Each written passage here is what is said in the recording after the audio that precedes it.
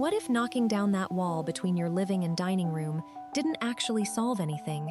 It just gave your design mistakes more room to spread out and multiply across a bigger space. Quick favor before we dig in. If you've ever stood in your open floor plan and felt like something was subtly off, even though you couldn't quite explain what, hit like right now, subscribe for more honest design breakdowns, and share this with anyone who's renovated their home and still can't figure out why their space feels disconnected instead of unified. Here's the truth nobody tells you before you commit to that big renovation. Removing a wall doesn't automatically create one cohesive room out of two separate ones. It just merges two distinct spaces into a single, larger area where every single mismatched choice suddenly becomes twice as visible, twice as obvious, and twice as hard to ignore once you actually notice it happening. Designers have a quiet name for this problem. They call it visual tension, one zone leaning firmly modern, the other whispering something more traditional, and an awkward, undefined space in between where furniture never quite finds a comfortable home, no matter how many times you rearrange it. If you felt that nagging sense that your open layout simply isn't working the way you imagined it would when you first tore down that wall, but you couldn't pinpoint exactly why, you're about to get real clarity on the entire situation. Stick around, because the point near the end of this list is the one almost everyone completely misses, and it might genuinely be the exact thing working against your space right now, more than anything else we're about to cover. Before we get into the individual mistakes, it helps to understand why this problem is so common in the first place. Most homes were never originally designed as open spaces. They were built as separate rooms, each with its own purpose, its own color choices, and its own furniture picked independently over the years. When a wall comes down, whether during a renovation or because the house was built that way from the start, all of those separate decisions suddenly have to coexist in one shared field of vision. Nobody planned for that, and that's exactly why so many open-concept homes end up feeling like two rooms that happen to share a floor, rather than one intentional space. The good news is that once you understand what's actually causing the disconnect, fixing it becomes far simpler than most people expect. Let's start with the most obvious culprit hiding in plain sight: color. When two separate rooms merge into one continuous space, they need to speak the exact same visual language, and color is by far the loudest part of that shared language. If your living room leans warm beige and your dining area leans cool gray, your eye actually catches on that abrupt shift every single time it crosses the invisible boundary line between the two zones, even if you've never consciously noticed it happening before today. The fix here isn't making every single element match perfectly. That would actually feel flat and lifeless rather than genuinely cohesive. It's choosing 2 or 3 anchor colors deliberately and then letting them repeat consistently across both zones, just in slightly different amounts, different textures, and different placements throughout the room, so the eye recognizes a shared thread without the space feeling monotonous or overly matched. The second issue hides right under your feet, quite literally, flooring transitions. A rug that ends abruptly without any real logic behind its placement. A metal strip separating tile from wood, or two completely different flooring materials sitting awkwardly side by side. All of these act like an invisible wall that your eye simply cannot ignore, even when there's no physical barrier standing there at all anymore. Continuous flooring throughout the entire space, or at minimum a flooring transition that feels genuinely deliberate and intentional rather than accidental and forgotten, tells your brain clearly and immediately that this is one connected, unified space rather than two rooms awkwardly pushed together after the fact. The third issue is something almost nobody thinks to check when they're decorating: lighting temperature. Warm, cozy bulbs glowing softly in your dining room, paired with cooler, crisper, almost clinical light fixtures in your living room, creates two entirely different moods quietly competing against each other within the very same physical space.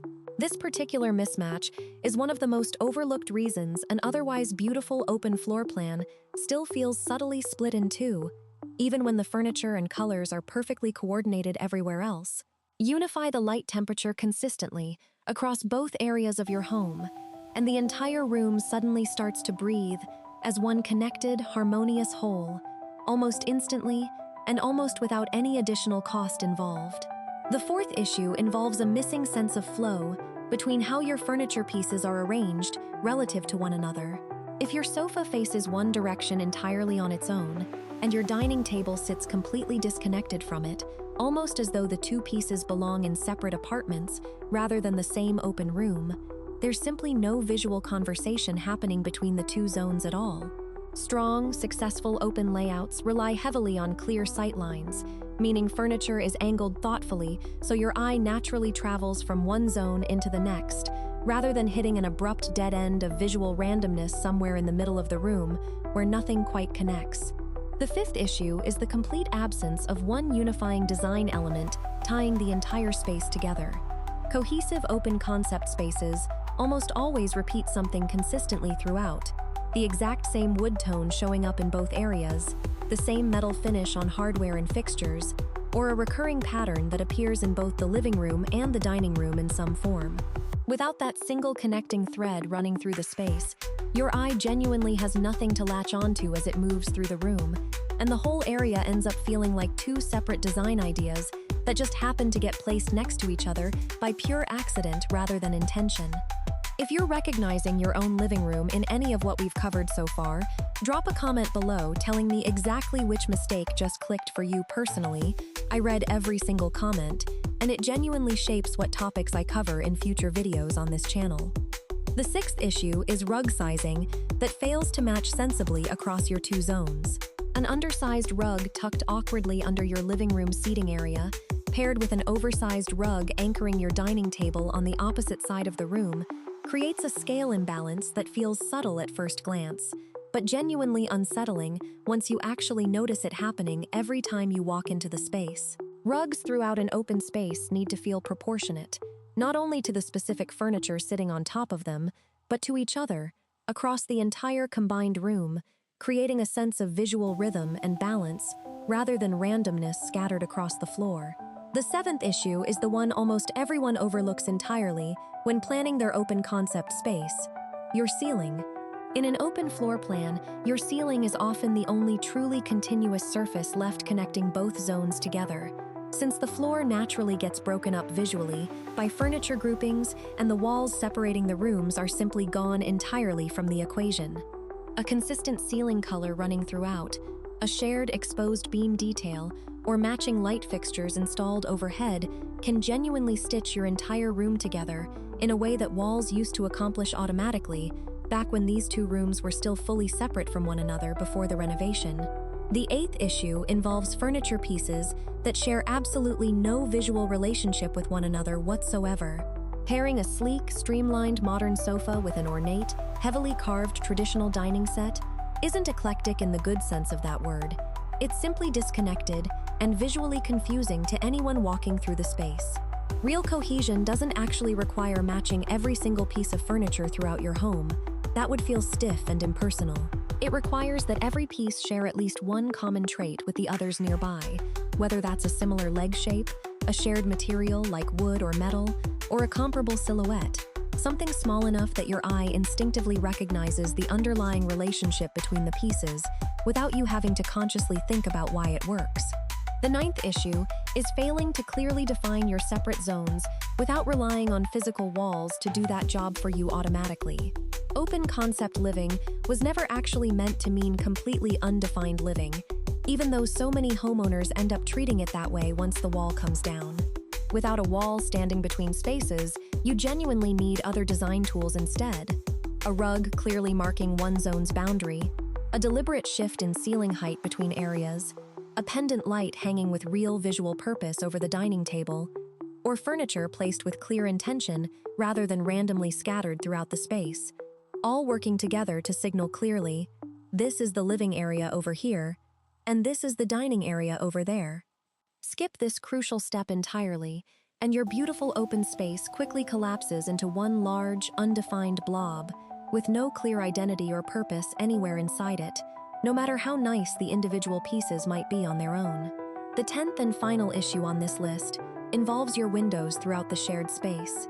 Different curtain styles, mismatched colors between rooms, or clashing hardware finishes across windows located within the very same open space create a quiet, persistent sense of disconnect that's genuinely easy to miss at first glance, but nearly impossible to ignore once you actually notice it happening every single time you look toward that side of the room. Unifying your window treatments throughout the space, even allowing for slight variation between rooms based on differing functional needs like light control or privacy, gives your entire open layout a finished, genuinely intentional feeling from absolutely every angle you view it from, whether you're sitting on the sofa or standing at the dining table.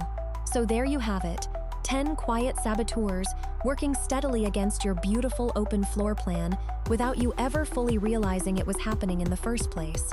Here's the genuinely good news buried inside all of this. None of these particular fixes require any actual demolition work or a massive renovation budget to correct properly. Cohesion in an open concept space was never really about spending more money on expensive furniture or high-end finishes.